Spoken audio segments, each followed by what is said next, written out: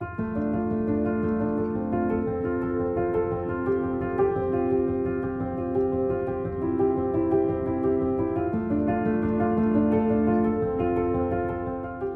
name is Barbara DuMetz, and the book that we're doing an interview for is called Picturing Black History.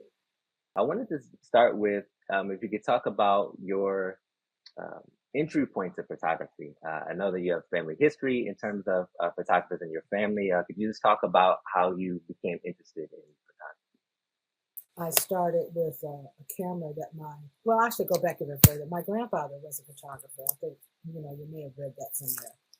And I grew up in Detroit, Michigan.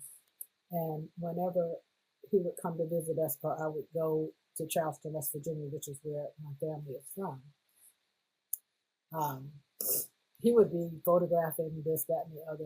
And he made his living as a photographer, so he wasn't just an amateur. He had a studio where he did commercial work and a lot of portraiture. He photographed. He was a staff photographer for the Charleston Gazette, and he also photographed the yearbooks for West Virginia State and a lot of other little things. He did a little bit of screening work for the Pittsburgh Courier, things like that. So I was always around it in terms of watching him do what he did.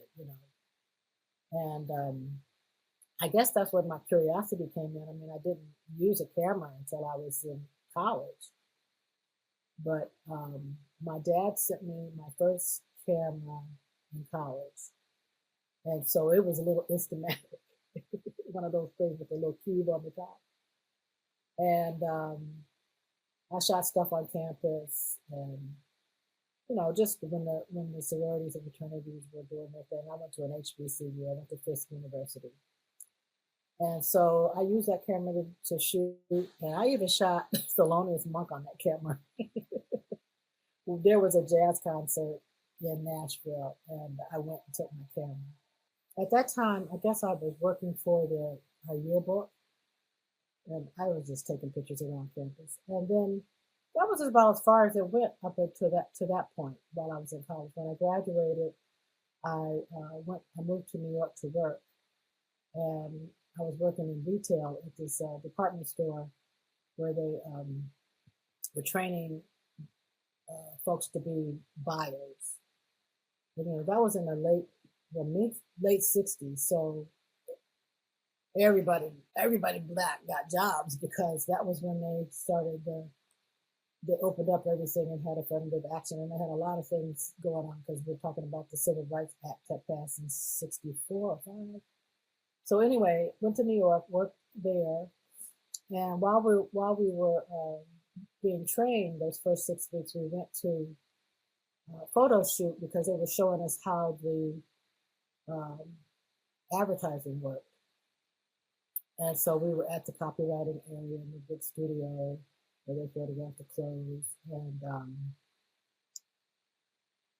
we went to a location shoot where they shot at the UN. And I was like really excited about that. I saw they had all the big umbrellas, and we were all outside, and um, everything was all set up. And I really got jazzed. I really enjoyed it, and it was like, oh, I want to come here. I want to be in this department. And that really wasn't a department that we could join. We were just learning the ins and outs of how the garments and the other things that they sold at the store were going to be promoted and advertised. So life went on. I couldn't go to that department. I left New York, um, went went back to school, worked on a master's here in Atlanta in the early '70s, and then I think I got a bigger camera. My father gave me a bigger camera. I was just shooting different things, and then I decided I didn't like Atlanta. I didn't want to be in guidance and counseling, I was a psych major in undergrad. So it was suggested that I go to guidance and counseling to get a master's degree. Well, that wasn't really anything I liked. When you're young, you just start out with something and see where you land. And so my aunt, while I was here in Atlanta, my aunt had come in town, This is my grandfather's other daughter. My father, and he only had, there was only two of them, my father and my aunt. And she was a counselor. And um, she asked me, well, what do you like to do? Because maybe we start with what you like to do, then we could figure out what you should do. Because I had told them I was leaving Atlanta and going to California. And they couldn't figure out. I was only 22. And they were like, what are you doing? you went to New York, now you're in Atlanta, now you want to go to LA. So I said, well, I like doing photography. And so she said, well, you could be a photographer. And so I was like, oh, because there weren't that many women that were doing photography, hardly any. And so since I had been in New York and saw that advertising and stuff, I'm like, ooh, that sounds great. I'd love to do that. So there was a young man in Atlanta that I had befriended, and he was from California. And he said, well, if you're going to California, you want to go to into photography, you should go to Art Center College of Design. So I looked it up and did what I had to do to get in, and I got in, and that's what happened. And so that's where I studied. And it was a commercial art school, pretty much. So, which was good because I loved advertising. I loved all of the production and the lights and the assistants and the makeup and, all of that. That was really exciting to me. So Art Center was a perfect place for me to go because that's what they trained you to do, is mostly work with art directors, magazine art directors, and layouts like that. So that was my introduction, and that's how it started. And that's how it stayed.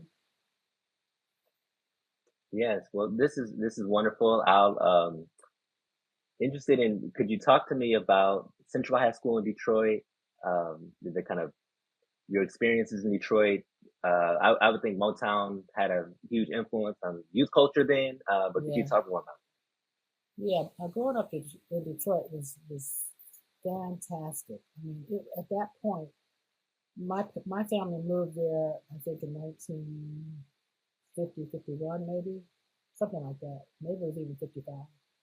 But my dad was a dentist, and his first cousin had moved there to be a teacher. And my grandmother had said, told my dad, well, you need to move up to Detroit with Frankie. And everything's going on there. They got all the auto companies, and your dental practice will just do great because of all the dental insurance and so many people needing work. And Detroit was just a boom town for African Americans then. Somebody really needs to do a serious documentary about that era because we had a ball and we learned a lot. It was a pretty segregated city, but it wasn't to the detriment of the African Americans. I don't think most everybody was working class, middle class. There was not I don't remember a lot of poverty. I mean, there probably was somewhere. Obviously, there always is. But Detroit was a good place to grow up in, white or black, because of the auto industry and so much excitement around people being able to have jobs. Everybody had a job. I don't know one friend of mine whose parents weren't working and doing well, and most of them all had houses. Not nobody was living in a tenement and all that like Chicago. Chicago is a bigger city and a lot more urban. Detroit was more of a neighborhood type of a city, lots of neighborhoods. So Detroit was a good place to be from. yes? And so, could you talk to me about Fisk? How did you decide? I mean, there are many HBCUs in the area. How did you decide that Fisk is where you would end up?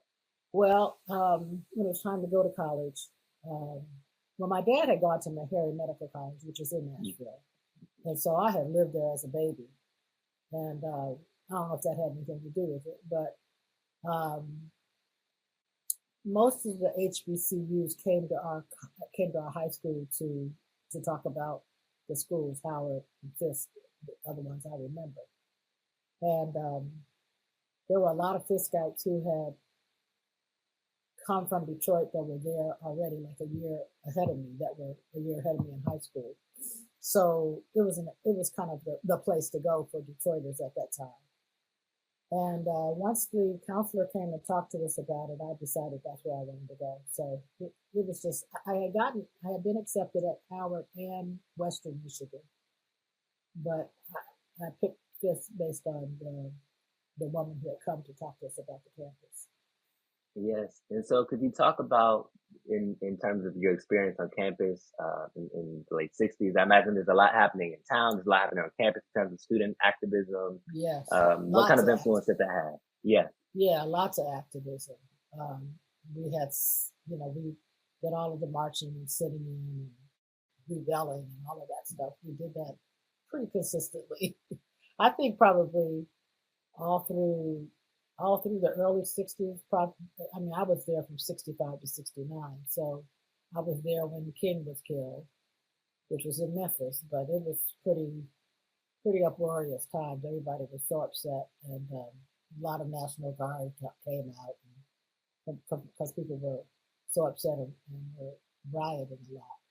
But it was a pretty insulated campus, so there was not a lot of strife and uncomfortableness about being in Nashville. Now, if you couldn't go to too many places inside the city, you could go a few places close by around campus.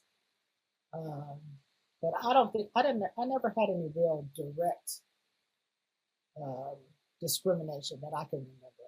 Anything that was direct in my face type of stuff. I mean, we grew up in an era where we were considered separate but equal. That so it was very segregated, which uh, I can't say was all that terrible. I mean, the concept is terrible, obviously, but in terms of the way we lived, we were pretty insular. And I think even Charleston was like that. In West Virginia, there was, black people at every level. So you didn't have to go too far out of your community to get your needs met. The doctor, the dentist, the teachers, the lawyers, the architects, the businessmen that did, one of my girlfriend's fathers owned the gas station, things like that. So you didn't have to go too far into the other part of society to get your needs met. So we lived well because we had everything, we had everything we wanted. My high school was pretty much all black. There was a few white kids that went there because that neighborhood had been white before it had turned black, which is the way it is in most big cities. So going there was like an extenuation, like being an extension of being in Detroit, and that was probably the way it was for people coming from Chicago, from Cleveland, from you know Atlanta, wherever they were coming from. It was probably an extension of what their neighborhoods and what their life was like in those cities. Um, I still have friends that are from all over the country, and I think we had a I think it was a great education. We had excellent professors, teachers, and our department is full of artists that are celebrated today.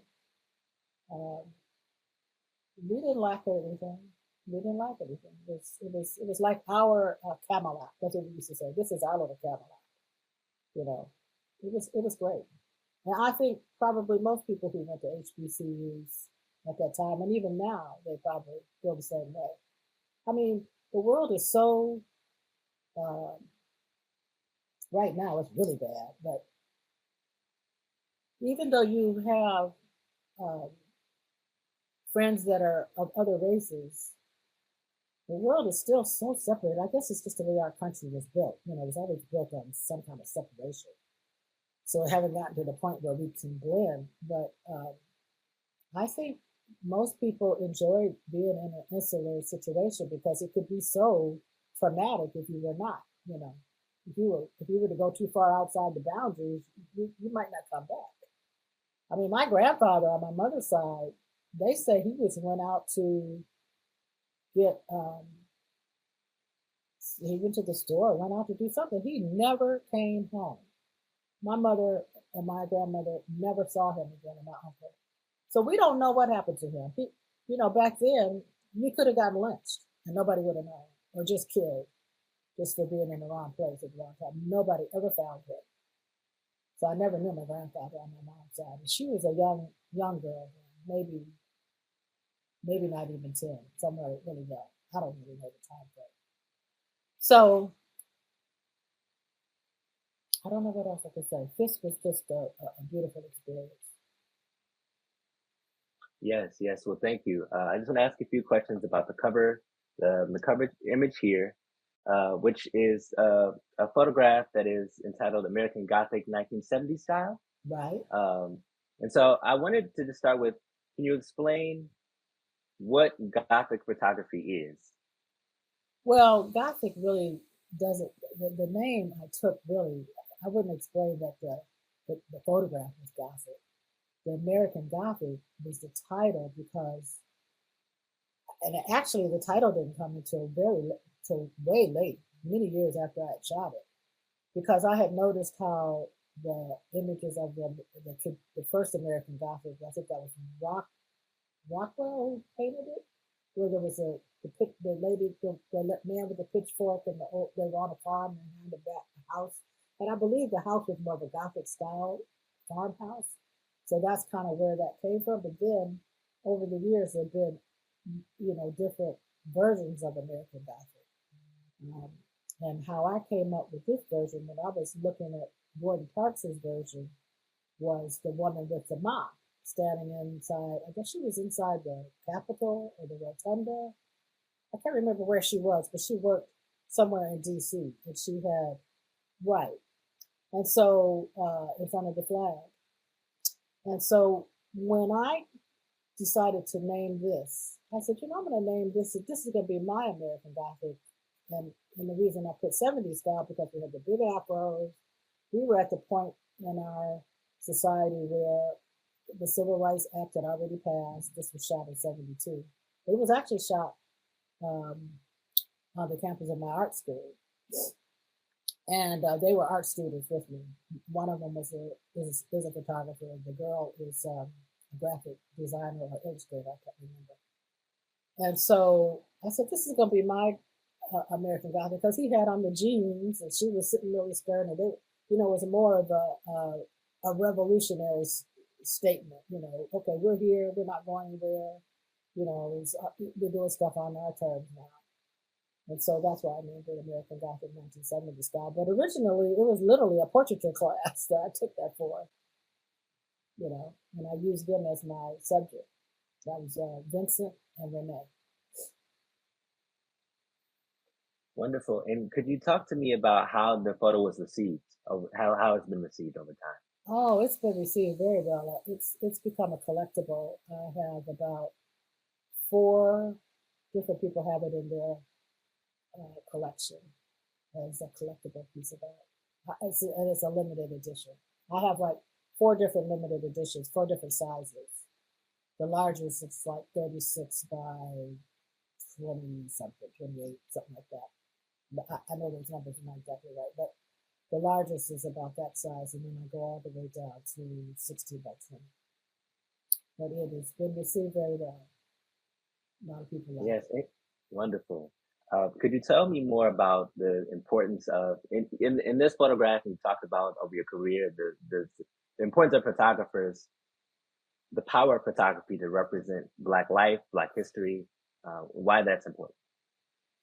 Well, I mean, anything in our society that's visual, if, if the image is depicting a certain lifestyle or a certain place or style, then whoever is looking at, whoever gazes upon that image, they're getting information about the situation that they're looking at. And so, as far as the kind of work I did, particularly that most people saw, was in advertising. And, of course, up until the time that I started doing photography, advertising was generally, a lot of it was not photography way back.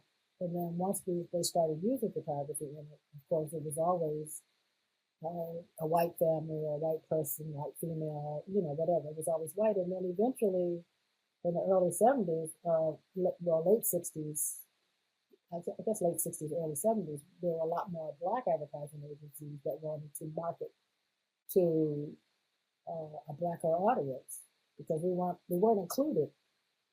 So my feeling is that those images help to educate the general population as to, what our lives were like, because we were photographing it as we saw it, and we were photographing it as a way of letting the people who were going to buy the products know that, this could be you at your dining room table. And so we had the dining room tables from all different stations in life. We had a dining room table that was right in the kitchen because we didn't have a big space, but you still had a great family life like everybody else. Everybody ate in the kitchen around the family dining room table, to the middle class people who are dining rooms separate from their kitchens, and all the way up. So over those years, they depicted African Americans doing normal, everyday stuff like everybody else, and it wasn't unusual for us to have a regular life, like everybody else. Well, particularly white people, because that was the juxtaposition at that time. So I feel like it was the type of work I did. I felt like it was very educational for the general population, even though it was segmented marketing. Obviously, everybody was able to see it. So does that answer the question? Is there anything else about it you want me to? Yes, that's wonderful. That's wonderful. Yeah, And we're right at 9:30. I want to be mindful of your time. thank you. But thank you so much. Thank you. This has been wonderful. We learned so much about your work and the photography that graces the cover of this book. So thank you.